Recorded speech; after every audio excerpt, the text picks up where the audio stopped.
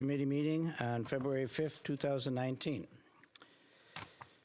Stacy, are we properly posted? Yes. We are, thank you. Now would be the opportunity for any citizens that wish to address us to do so. Seeing none, we'll move on. I will make a note that Pat McCaffrey was not able to make it tonight. He's been excused for personal reasons. And with that, we will move into the bright lights. We have bright lights tonight from Horning Middle School. Bob, you going to introduce it, or? That's it, they got it? Okay, we're going to hear from the middle school about the house. Hanson. I'm an 8th grade teacher. Oh, thank you. Okay. Alyssa Hanson. I'm an 8th grade teacher at Horning. I teach math and social studies. We have 3 students, so I'm going to have them introduce themselves also. They're all 8th graders. Great. Callie. I'm Gabi. I'm Dejanae. Mr. Young, 7th grade teacher at Horning.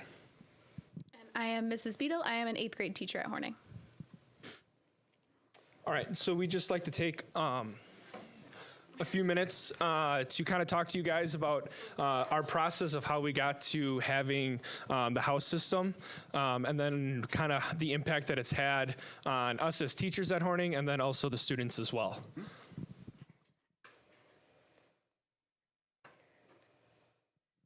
So first off, this goes back to the fall of 2017 with a Horning Middle School visioning team. We met several times throughout the course of the last school year, back in fall, winter, into the springtime, and then at the end of the school year discussing visioning plans and what we kind of had envisioned for Horning going into the future. One of the things that when we met in the visioning was different plans that different teacher teams came up with. And they all focused around an advisory where we wanted to have one teacher with a small group of students where they could connect with for personal things, academic things, but just kind of have that go-to person in the school building and make those deep personal connections with students, not just academically, but personally as well. So we organize our students into cohorts for grades 6, 7, and 8. We split into 2 different houses per grade, and the students were also split that way. So at this time, we have anywhere from about 60 to 75 students per house, with the amount of teachers that would naturally work with that number of students. But I would say the number is maybe 4 teachers at most per house. And it's really helped the students just create more of like a family environment, really come together, really get to know each other and their teachers on a really deep level, like Mr. Young was saying. It's also helped the teachers with some common planning and collaboration time. We've gotten a lot more, we've gotten to know our students so well that we are able to assess their work together in a group. There's just a lot more time to plan for the needs of the kids, whether it be learning, field trips, or just emotional, social emotional needs that they may have. So we've really wrapped around the kids on all levels.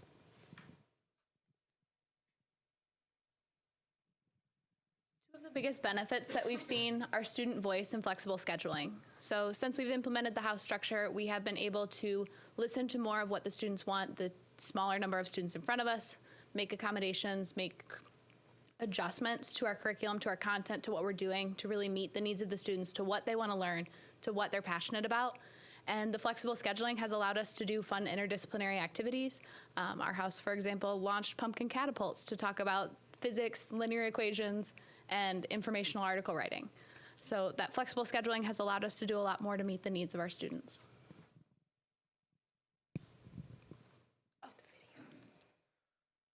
So we have a quick video, student voice, and a couple teachers as to how the house system has impacted Horning.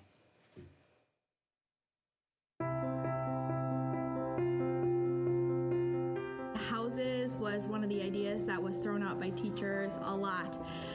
They thought that it would be great socially, emotionally for kids. They thought that it would be great academically for kids. And it's just because of the hard work of all the teachers at Horning that houses became a real thing this year. For like the work completion, it's actually awesome for me because it makes me more responsible and it makes it easier for me to get my work done. And if you don't do your work, you can also do it later at a certain time, and I just really like it. They like connect every lesson like with each other. Like literacy connects with history, you know? So now I feel like it's like just all the teachers, they kind of teach like all subjects like kind of together, but like separately. I feel like now it's like when I'm in science and stuff, and then I can still ask the same teacher about like the same project. We also have flexibility of our schedule that allows us, if we need to spend more time on one thing, like we're all going to be working on stamina and reading goals as our group, and so it's across the curriculum a lot more.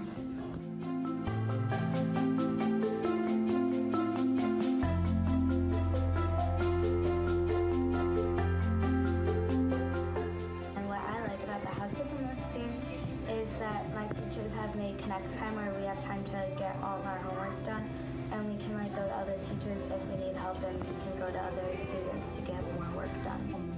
You're put with people that you become more friendly with, so you make more closer friends than having a bunch of people as like we did last year. So in certain houses you're familiar with the teachers and you get more like you trust the teachers, you can talk to them more, you can learn more. It helps you academically. The houses this year are really good because like we have a bigger bond with all our friends, and like we are way closer with our teachers this year than we were last year because we had so many like different students in our classes with the teachers, and this year there's just those kids in your house. The house system has helped with building relationships with students, giving them a feeling of community, helping them understand who they can go to on a regular basis.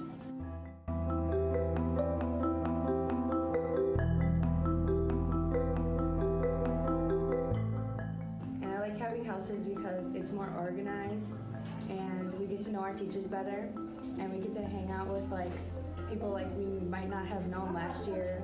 What I like about the house system is that at the end of the day we get connect, and it gives me time to do my homework, so I don't have as much stuff to do at home. I think that the house structure is very nice because it lets you have a lot more interactive time with your teachers, and the time that you spend with your advisory people, it lets you build a very much a bigger bond with them, and it helps you get a lot more of your work done because you have the more extra time to do that. You know what's really good is how we have like an advisory at like every single day, so we can like come and meet in like one classroom and like kind of like reflect on how the day went and do our homework. Like we can how do I say that? We can like, we're better than we were last year. As a teacher, I think that houses have been amazing for me as a professional because I've been able to get to know a lot of my students a lot better than I have ever in the past. But now it's like comfort. It's like comfort because it's like my family. You know? I understand why they like put us in this, because like we got comfortable with each other and putting a group of people together and them all becoming friendly and close like a family. And then I feel like it's all better, like when you said like we all like family, like we all connected like somehow, like because of the house.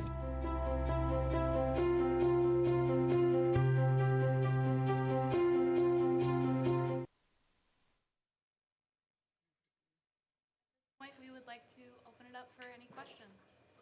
Okay, are we going to hear from the students, or are they going to wait for our questions? The students were ready for your questions. Okay. So the ball's in our court.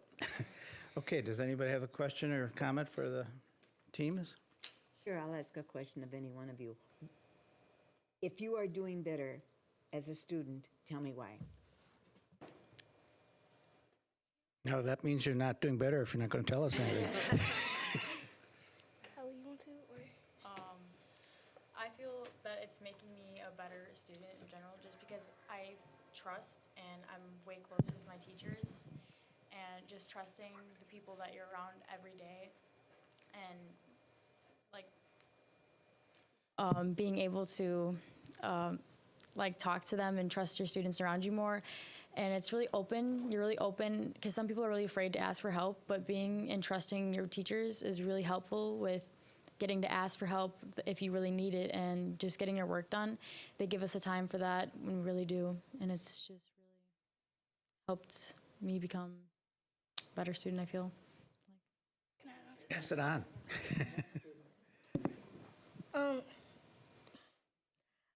I agree with Callie, because like now that we have houses, it's like smaller groups now, and like for someone like me, I have like trouble focusing a lot, and I feel like with smaller groups now that I can focus on my work and like get everything done on time. And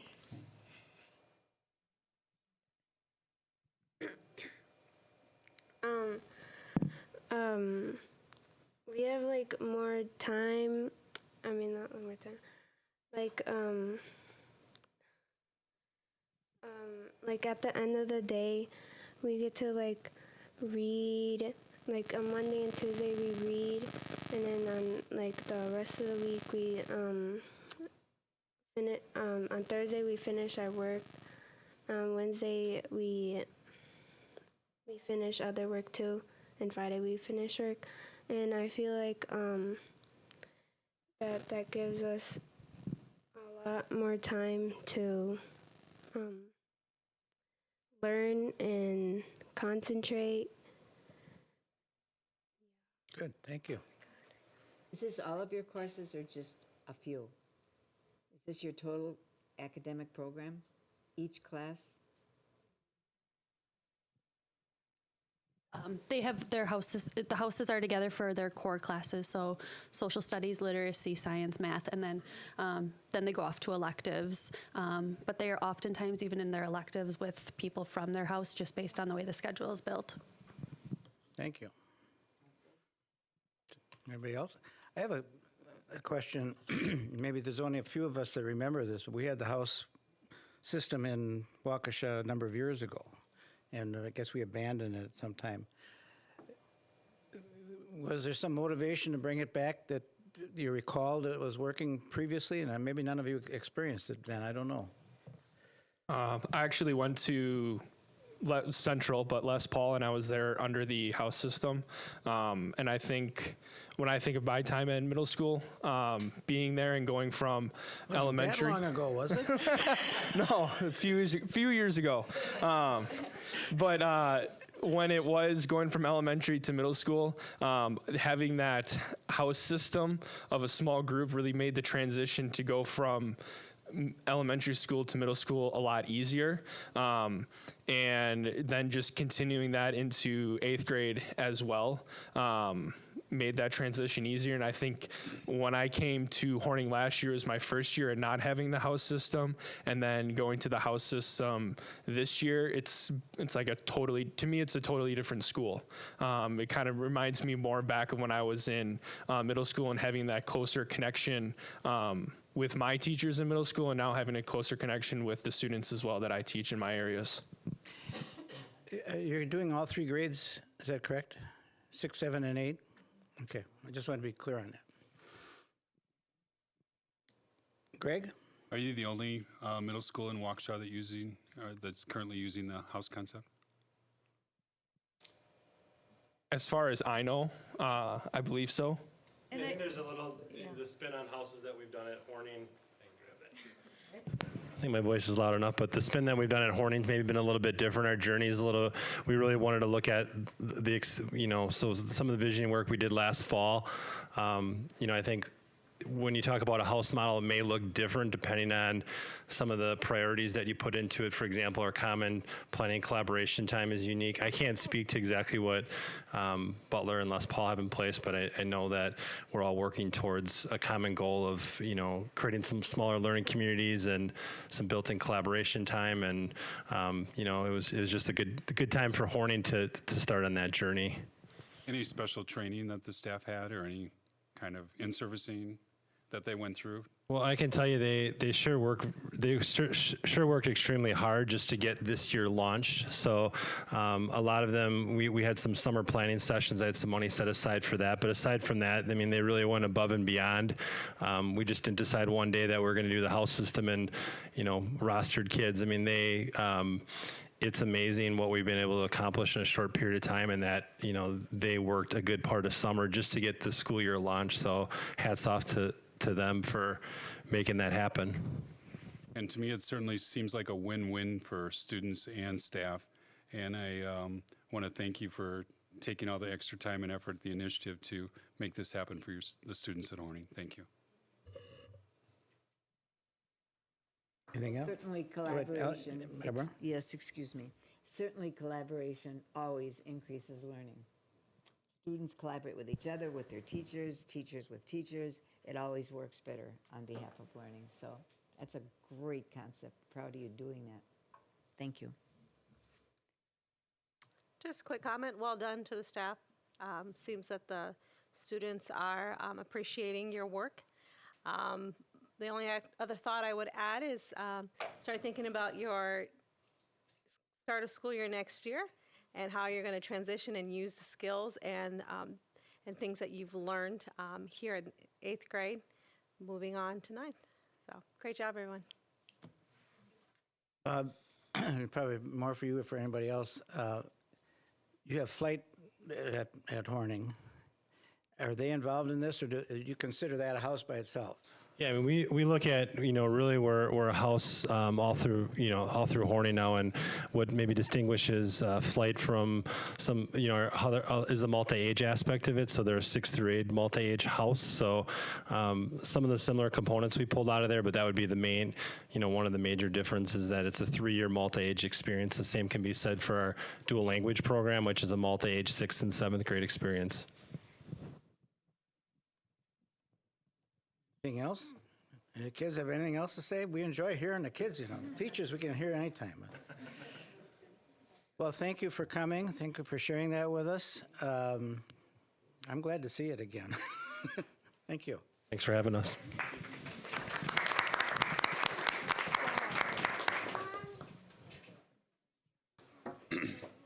Just a reminder for your kids, you can tell your parents that this has been recorded so they can see it also again and again and again.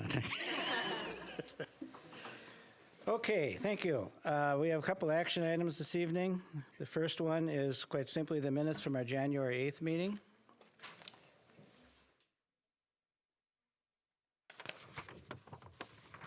Motion to approve. Motion approved by Amanda. I'll second. Seconded by Greg. Any questions or changes to the minutes? If not, all in favor, please say aye. Aye. Opposed? 4-0. Stacy, thank you.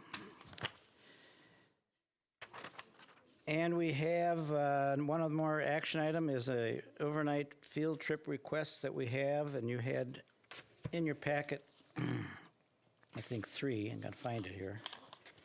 And we also have a new one that's been added. Do you want to comment on that, please? Right, so thank you. The one additional overnight for your consideration tonight is the South High School cheerleading state competition. That's exactly the same one North submitted. They just submitted it today, so we wanted to try to get that on the docket. And then all of them, as you see listed, are basically the sports or state competitions. In fact, I know Dr. Cook was asked about the Butler Middle School National Future City competition, and that is in essence also a co-curricular competitive event. So I don't know if you want to add to that. Yeah, if you remember, we did change the field trip policy a while back for the overnight out-of-state type field trips, things that are a little bit more in the, I don't know how to categorize it, maybe in the fun category where you're organizing an experience out of state that, is not related to competition. Right. The Butler trip is a competition, and that would fall into the extracurricular and co-curricular, which does not specify high school only. It talks about students who are going to advance in a competition. So it's important to know the difference between the field trip and the advancement in competition. Thank you, Joe. And by the way, side note, great that Butler's got a group going to Washington DC for the Future City competition. So that was good to see. Any questions on any of the other field trip questions or the trip for the Butler group? None? That is an action item. If somebody would be willing to, Amanda? Yes, I move to accept the overnight. We already field- have a motion. You want to second it? Second it, yes. Okay, any questions or? All in favor of approving, that would be the 4 trips. Please say aye. Aye. Opposed? That goes 4-0. Thank you. We have 2 presentations we're going to hear this evening.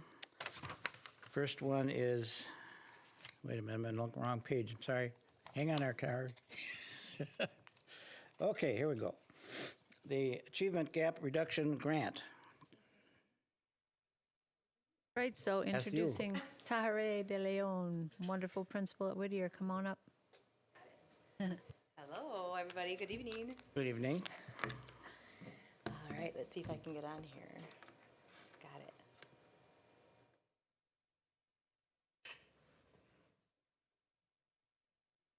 Maybe?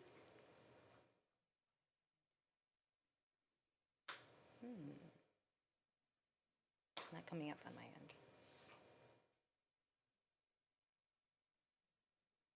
Yeah, but I don't have it to put the code in. I didn't. It's not popping up, you know how where we. Okay, disconnect. Okay.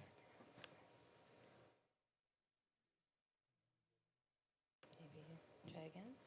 There we go. Thank you. 5, 7, 2, 3, 7. Change codes. Yes.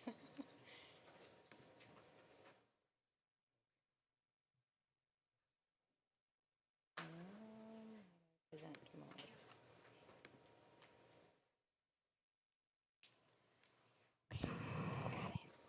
All right, so yes, I'm here this evening to share our AGR Mid-Year Report, which is our Achievement Gap Reduction Grant that Whittier has currently.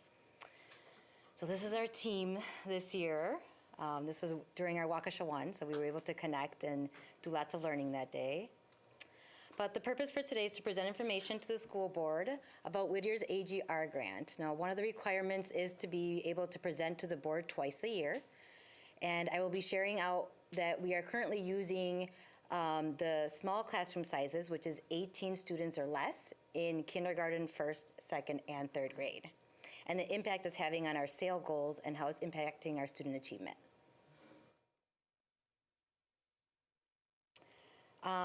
The sheet that was provided to you today is a little complicated, so I kind of just broke it down in regards to my presentation, so I'm hoping that helps with just understanding what it all entails. Part of it was to describe the baseline and growth that identified students will make for each grade level in K through 3. And in literacy, part of our SAIL goal this year includes, by the end of the 2018-19 school year, 35% of students per grade level will move up 1 proficiency level. And when we broke that down, it broke down to 6 to 7 students per grade level to at least move 1 proficiency level up. And for assessments, we're using, for K1, we're using running records for literacy and MAP scores for 2nd through 5th grade.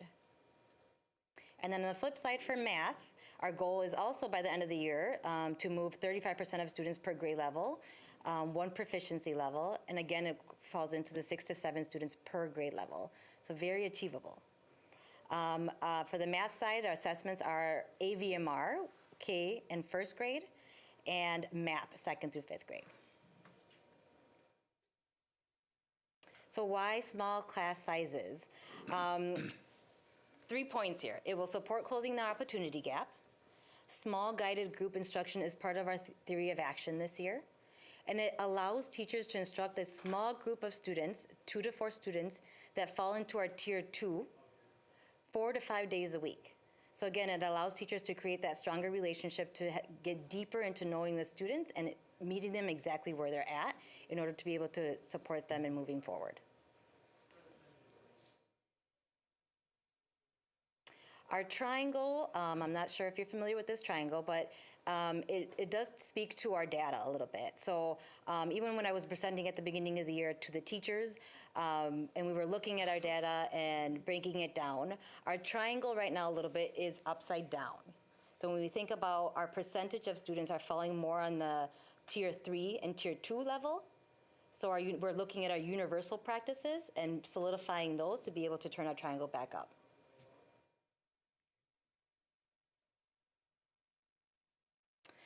So at the end of the fall semesters, describe the progress made on growth objectives. So the 4 days that we had off impacted us getting the results for our winter. So I will only be sharing what has been entered at the moment and what we've been able to complete. So we're catching up this week on that, which I will be implementing on here later if you would like to take a look at it. But to speak to our fall baseline data for kindergarten and reading, we don't assess in kindergarten and reading. In winter, we will have some more results. Kindergarten and math. So just to explain the AVMR in kindergarten. So at the beginning of the year, we assess the kindergartners coming in with the K4 assessment to kind of see where they're falling. So the assessment there gave us 20 out of the 32 students, which equals 63 proficiency. However, when you look at the winter results, it does go down. However, it's a different assessment of what we're expecting students to achieve at the end of kindergarten. So we do have 13 out of 30, which is 43% proficiency, but on the way up. Reading at the moment at fall for first grade was 12 out of 27 with 45% proficiency. The results will be coming soon on that one. First grade mathematics, 4 out of 26 were proficient at the beginning of the year, which is 15%. 11 out of 25 are currently for our winter results, which is 44%, plus 7 moved up a proficiency level, which is part of our goal of moving students up proficiency level, which brings us to 72% proficiency. Yes? That's a question I want to clarify. Back at the kindergarten, fall baseline, you're saying what your comparison there is, it's a different factor that you're testing? Yeah, so the kindergarten gets a little tricky because kindergarten, we're trying to collect the data at the beginning of the year because they're brand new to us, trying to see where they are, what they're bringing to the table already to be able to meet them exactly where they are. But we give the K4 assessment, which they're coming in as K5s. Okay. But then at the winter, we give the K5 assessment, which is the goal for the end of the year at kindergarten. Does that make sense? It's a little confusing. I thought that's what you're saying, but I wanted to be clear on it. Sure. Because it's scary. Yes, correct. Yeah, so that's why the decrease in that, and the goal obviously is to continue increasing that percentage. Great. Thank you. Yep.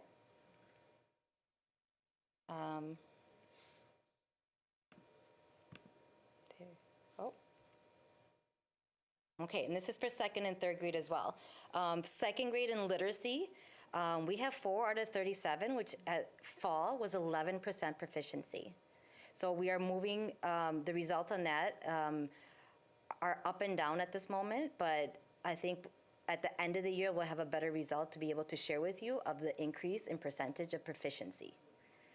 For second grade in math, we had at the beginning of the year in fall, 3 out of 37, which is only 8% proficiency. And right now at winter, we have 3 out of 35 because some kids left, only increasing 1% proficiency, plus 4 that moved up to proficiency level, which brings us to 20%. Are these kids new at the proficiency levels if they didn't have them last year? So this is the first year they've had those? Say it again, Barbara. Well, you're talking about second graders now, correct? Yes. Did they have proficiency levels when they were in first grade last year? I don't have that data in front of me to be able to. Yes, did. but they did, yes. Does that make sense? I know it's a little confusing sometimes, so thank you. And then reading for third and reading math for third grade, I don't have the winter results, but in fall, the challenge here is 10% proficiency, and math in third grade is 26 proficiency at the moment. Would you have expected better proficiency in reading if they were in a program last year? You would have. So why do you think the proficiency level was what it indicates. Do you mean in the program for the AGR grant? Yeah. So they did have the AGR grant. I think coming into it this year, I'm digging deep into the data and understanding it alongside with the teachers. And we are digging deep of discrepancies in data and why that might be, and getting into details of action steps on our part of what to do next to be able to avoid that fall summer slide or discrepancy in Yes, data yes. and keep it consistent. Okay, thank you. And then lastly, my motto for this year is take it day by day. Results don't come overnight. Change doesn't happen immediately, and keep working towards your goals. So that's something I continue to share with the staff. I continue to share that even with our students and reaching their goals this year, and know that it takes time, but there is urgency, as you can see with our data, of action steps that need to follow. A question for you. The grant, does that cover some of the additional staffing we have to have? No? For additional staffing? Well, if you're going with 18 kids per, Oh, yes, because I can only have 18 kids per class. So if we go over, then we need to think about either a split, or if we have enough kids, then have to hire a new teacher. and that's where that's the funding. I'm wondering if we have to have another teacher, is that included in the AGR grant? It's What is the money in used for? collaboration. I don't know if I know that answer. Oh, it's in my budget. Funds from the grant help offset the cost of additional staff. Thank you. Doesn't completely cover it, but it helps Okay. offset it. That's all I was looking for. Thank you. Thank you. Thank you. So, having additional staff has benefit the students. Correct. Yeah, And usually it creates a stronger relationship, course. and it creates digging deep into knowing what the child exactly needs. Well, and teachers have less students to deal with, correct? Yes. So it's 18 below is heaven, and being able to make that happen. Yeah, so we're working on, as you know, in the past, behavior has been challenging, and I think we are starting to get behavior continually to support behavior and get it in control in order for academics to push to be a little bit more rigorous with academics. Yeah. Great, good So result. we have Thank you some very work much to for do, that so- statement, because that's an important one. Yeah. Other questions of Tari? No?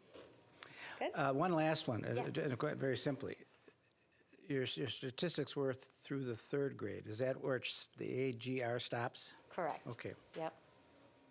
Thank you. Thank you. Have a good night. And this is twice a year. You have to share this with us. Yeah, so I'll be safe. back at the end of the year You- to present to everybody. Very good. Okay. We don't mind. Okay, sounds good. Thank you. Okay, and we have another item to be presented on the trauma-sensitive schools. And I guess, Luke, you're going to be sharing that with us? And some of your team, huh? Good evening, board. Yes, I've brought a few of our staff here tonight. So we wanted to give you an update this evening about our training that we've launched this year for all of our instructional staff. So this is 3 hours of trauma-sensitive school training that is being received. This was part of the safety grant that Dr. Cook helped write last year. And in addition to it being a mandate of the grant, we know this is good work and the right work to be doing in terms of training our staff around these areas. To that end, we sent 2 of our staff. I have Jody Ebinger-Bentley, who you know from last month, as well as Kathy Callahan. So we have social worker from East as well as social worker from West. They went through about a week-long training last spring through St. A's to become trainer of trainers for trauma-sensitive schools. So they then helped create the 3 hours of content that is then being delivered through student services to all of our buildings this year. So they're going to talk a little bit about that and just kind of bring you up to speed with what's been done and why, and I will let them take it over from here. So this first slide is talking about the ACE study, which is Adverse Childhood Experience, and this study is what trauma-sensitive schools really came out of, or even in the clinical work. So essentially what it's talking about is at the base, we all have experienced negative experiences in our past, but some, it's very adverse, it's abuse of some form or another. And what they found is the more of those kind of traumatic events that a child has had, when they're an adult, they have very negative outcomes, health outcomes, or just life experiences. So that's from the original ACE study. And then when we talk about, the next slide talks about just how common having ACE is, a childhood trauma of some sort. So when you look on the right side, and it's just a graphic of a classroom, this came out of Washington State, you look at how many students have at least one traumatic event in their past, and this really kind of speaks to the purpose of why is it important for us to make sure that we're trauma sensitive in all of our schools, because we're not going to screen. We're not trying to identify who are the students who have trauma in their past. We just recognize that if we're doing what's best for those students, we're going to do what's best for all of our students. So that's really where the base came from.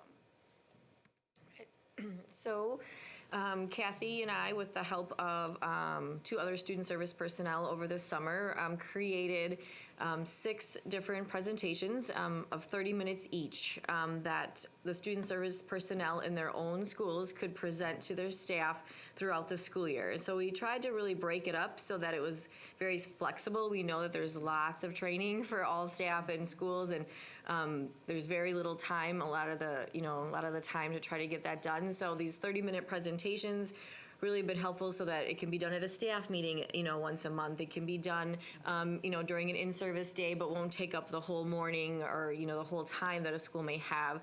So these 6 topics were similar ones that we learned of in the St. A's training, but we really tried to tailor them to our school district and what we felt that really our staff really needed to know and hear in those little chunks.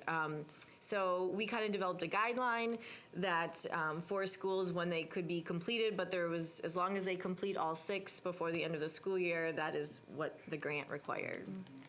And we, I do believe, have one school that's finished them all so far. So we are on a good pace. One school has done all of them already, yep. And most, have done, they have been up to 4. Number 4 has been done, so they just have a couple to go.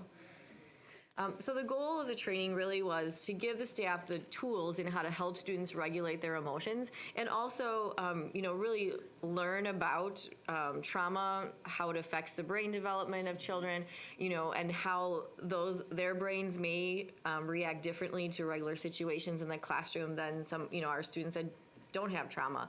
But again, the goal is really to look at what are the best practices in how to help students regulate those emotions on the positive end, and then also just when we have dysregulated students, how to use different interventions and strategies and in order to get those students back to the place where they're regulated and ready to learn without a lot of punishment or discipline, negative discipline, so that we can kind of create those positive experiences at school where they may not always be having those positive experiences outside of school. So looking at really shifting that staff perspective from what is wrong with you, like when we think of students who may be out of control or, really having issues, to like what's happened to you that, really is causing you to react this way, and then how can we respond and come from a better place of empathy and to learn to understand what that student really needs to learn and to be ready in their seat to gain that knowledge that we have for them. So one of the things that we've been doing is I have a representative from each school that will fill out a quick form after they've done a presentation so we can get some feedback, and we have done some tweaks from that feedback. It's been really positive. Staff are enjoying the information because it's validating either the good work they're doing, and it's just kind of adding to some of the strategies that they're doing. As you've heard tonight from Horning and from, it's about connection. And that's a real base of, we're in the people field. So it's about our connection with the students and really validating for teachers that you are important. One of the takeaways that I've been very surprised by is the self-care unit. And how much the staff has valued learning about how to take care of themselves in the workplace and outside of work, because it is difficult and it is hard and it is important work. So we're using it. It also has allowed each school to really build a community amongst the staff. So I found that to be very positive as well. Yeah. And I think the one thing I've heard, which I think is very encouraging, is that there's not enough time. Like we would like more time, and the teachers would like more time to like have deeper discussions, because It is pretty, it's like 30 plus minutes of like, pretty straight content with, interactive discussions, articles, videos that we've, put together. And so I thought that was really great when staff came to me, is like, can we use our next meeting also, to further, this discussion? And so that was very encouraging. Kind of the opposite we're teaching the kids, right? We stop pouring stuff at them, but we're pouring it at you. Luke, fix that. So that's really it. We wanted to give you that quick update and see if you had any questions about the training, about the scope of it and sequence. Do you do the training during, excuse me, may I ask a question? Do you do the training during your staff meeting time? Most schools, I think, are doing the PD time that we had in the fall. At West, we used that to do 2, and then in January, we used the PD time to do 2 more. So I just talked to Ryan about when are we going to do the last 2, but it sounds like a lot of schools are either using PD time or their staff meeting time. How much PD time is there? Jody? Pardon me? It's not dictated by the district level, it's varied by school. I can't tell you like the number of minutes every school. And at East, and then I've personally presented also to WTA, and so their schedule's a little bit more flexible, so like I'll just go like after their students are gone at 2 when they usually have their common planning time and their PLCs, and I'll go and do the schedule myself in for their to present to them. And then at East we have a built-in like half hour over the lunch period where teachers we have like a instructional meeting and a culture meeting, and so Tiara is able to like just kind of schedule me in there. But that's really where like it's only 30 minutes, and so like then the students are there, so sometimes like I'll come back in 2 weeks and we'll finish up, or we'll have, those richer discussions because there wasn't enough time. But I think it has really varied from school to school. After school staff meetings also, I've heard that, where our other student service staff are presenting, because it's not us presenting in all of the schools, it's the student service personnel who's ever in the school. So if it's the school psychologist in elementary school or the school social worker, I know the 2 elementary counselors are also helping out with, some of the elementary school where there's a brand new student service personnel, but. We've all been hearing more about trauma in our schools in recent news articles and stuff like that. And I didn't catch it up front. Roughly what, for the whole, I don't want it by school. I want it just on a general number for Waukesha. What's the percentage of kids that are dealing with some kind of trauma? Is it all of them or half of them? Or? That one. If you were to look at this slide, this is pretty common for across the United States. Here? Yes. So if you look, about 36% of the adult population would say they don't have any adverse childhood. But look at the rest of those numbers. Yeah. That's pretty significant.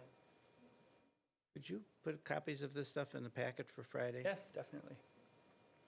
I'd like to see And then that. our presentation number 1 actually does show, I think, the state level versus kind of a national level as well. So we can get you a link to that. I'd appreciate it. And the science behind all of this is very compelling as well, that it actually changes the physical structures of your brain when you've experienced these types of traumatic experiences at such a young age. I suppose the younger, the worse. Barbara? What's interesting to me is students have always had these problems, but teachers have not always acknowledged and provided support like we're doing now. And that's what's so incredible.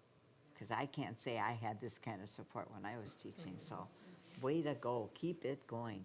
It's very important. Joe? And if I might, in the last 10 years, there's been a lot of research on this particular topic, and it does stem from the recession that happened from 07 to 09 and the impact that had on students. And so what we've seen is that there are greater levels of trauma and that there's more widespread trauma among students. So yes, it's always been there, but we have seen an increase in it. And I know at the district office, we hear from time to time that behavior is an issue. We'll have that reported to us, and board members may hear that as well. But there is a link between the trauma that the kids have experienced and the behavior that's manifesting at school. And so I think it's important to note that if we hear things about behavior, we also need to know that there's a balance between what are we doing to try to address those students' needs I mean, this is national data here that, 12.5% of the adult population could report 4 or more traumatic experiences from youth. If you think about that, and that's in our classrooms. Yes. So if you were to say that that were to generalize across our schools, with 10,000 students, 12.5% is 1,200 kids could report that they've had abuse, neglect, whatever it might be to that level.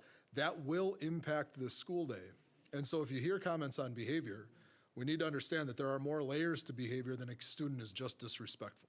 Absolutely. Or that students are just being naughty. There's a Right. layer there that we are working to try to address. Our student services teams, our classroom teachers, we're trying to do this on a day-to-day basis, and that's an important feather to have in your cap when people come to you over behavior. And that this isn't excusing behavior, this is helping explain and understand it, right? Powerful information. Greg? For Kathy or Jody, any next steps that you two have, or anyone else throughout the district, based on funding from the grant that you'd like to share? My goal after this year would be, we've built a folder of resources, and just what I would like to do is use those key people in each one of the buildings and continue to send out various different articles and stuff into next year, and they can use it with their staff periodically. But it wouldn't be as dictated as this training is, but continue to have the conversations and encourage schools to continue to just fold this into what they're doing. Right. Wait, you want to ask a question first? Okay. You feel that this has definitely increased learning in the district at the elementary level? Absolutely. Great. Wow. Because when we build connections and when kids are feeling safe and they're feeling more regulated, they're going to be ready to learn. Yep. You wanted to take a shot too, didn't you? No, it's okay. I just was going to mention that some of our, Kathy was letting me know that on some of the feedback forms that we've been getting is that some of the schools are being more creative than just like sit and get. So South High School has, a lot of teachers. And so they actually took the material and created stations where their teachers could then go to different stations to learn the different material and then have those discussions about, and I think it was the presentation number 4 about the different strategies and interventions that, that we could be using with students, that are different than maybe just like your normal everyday kind of things that you might learn, in college.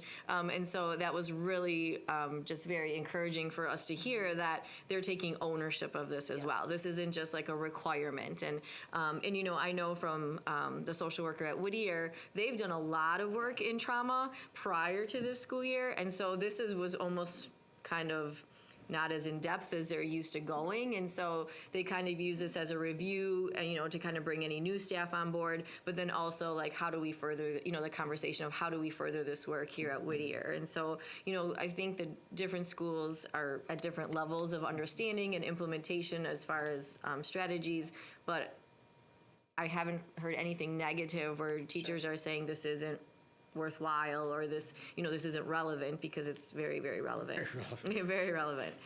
We do have a survey that every teacher will fill out after they've completed the 6 trainings.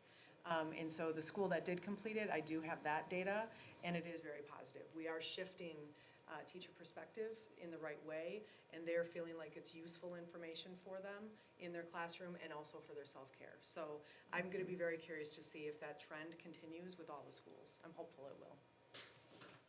Greg? Could you give me a couple examples of strategies that you share with teachers to help kids become regulated? So the one that I like, and we've even used at East a little bit, is like a peace corner or a Zen corner. So like having a corner of the classroom where like students, when they're just needing a break, just not able to focus, that they can self-select to take a break, maybe hang out in a beanbag chair or a quiet place in the room and not have to leave the classroom. We have a lot of times our students with IEPs, there's written in their IEP that they can take a 5-minute break or, but then a lot of times they're leaving the classroom and then it's hard to get them back in, or they wander the halls. And so like if there's that little space in the classroom and we teach those behaviors that we want to see, and we put those expectations that this this isn't just like the hangout place and let's go on our phones in the corner. This is just like if you just need a little bit of a mental break, listen to some music, or if it's during independent work time, that. And so that's actually, I think elementary school teachers really kind of like do that really well. It's a little harder in high school because of the limited class time, class minutes, but I think it's doable. So that's the one that came to mind. At West, we talked a lot about the 2x10, which is when you have a student who's not engaged, take 2 minutes a day for 10 days and just talk to them, not about academics, but just get to know them, ask them, music or movies, just to build that connection, and that will then start to show in the classroom. Building connection, because when you're in a high school or even a middle school, unless you're in a house system, it can be challenging when you have all those different classes coming through to get to know the kids. So. Thank you. Amanda? Greg, if I could add to what they've shared with you, it was funny because as you started talking about the different strategies that the students learn, it made me think of my youngest, who's 5, and she's coming home and she's doing these odd breathing exercises, and I'm like, what are you doing? And she's like, well, Mom, you gotta breathe like an O and inhale. And there was a day that I was ping-ponging around the house, and she's like, Mom, you need to breathe. Let me show you. She's taking it in. She's seeing how to apply these practices. Apparently, I need them too. We all do. We all do.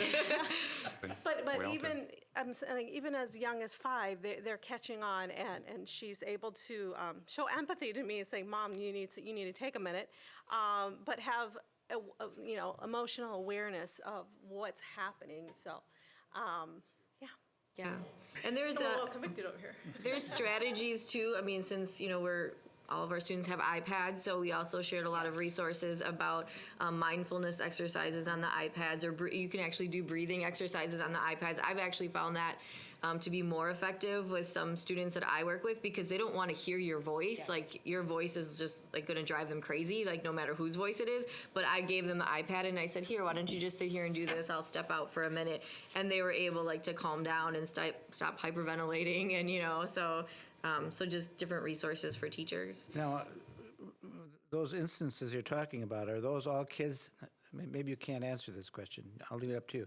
Are those all kids that have trauma, or are they just somebody that's decided to do that day? So the ones that I'm thinking of in my head as I give you the strategies, yes, they're all students that have had significant trauma. Okay. Interesting. Barbara? Give me an example of what you think is trauma, not what really goes on, but what is an example of what you think is trauma?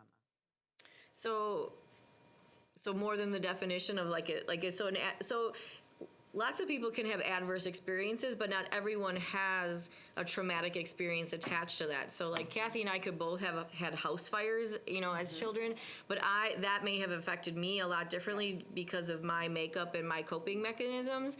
And so, and maybe Kathy was okay because it didn't really affect her, and she was already a little more secure in her coping strategies, or she had more protective factors as, 2-parent home that was, intact, and they were able to find shelter right away. So when I think of, common trauma that I think we work with every day, homelessness, incarcerated parents, so parents that are out of the home, not just because of a divorce or separation, but incarceration, drug use in the home. Parental abuse, neglect. Yeah, domestic violence, witnessing domestic violence in the home, sexual abuse. Of the children. Wow. Wow, this was powerful. And seriously, I don't think I didn't have a full grasp of what was going on out there, and I appreciate this a lot. So. And I just want to applaud you for acknowledging the fact that this is part of our world nowadays, unfortunately, and that you're taking it and coming up with some steps to try to help correct it. So thank you. Again, I need to say one more time, the acknowledgement that it goes on, but more than that, steps to help. That's the biggest deal. Wow, keep it up. Powerful. Thank you. Powerful. Thank you.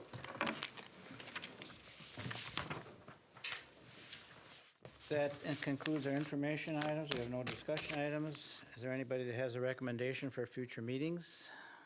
Other than, we'll have a pretty good, yeah, thanks, Stacy. So our next meeting will be March 5th. Same time, same place. Thank you. Thank you very much.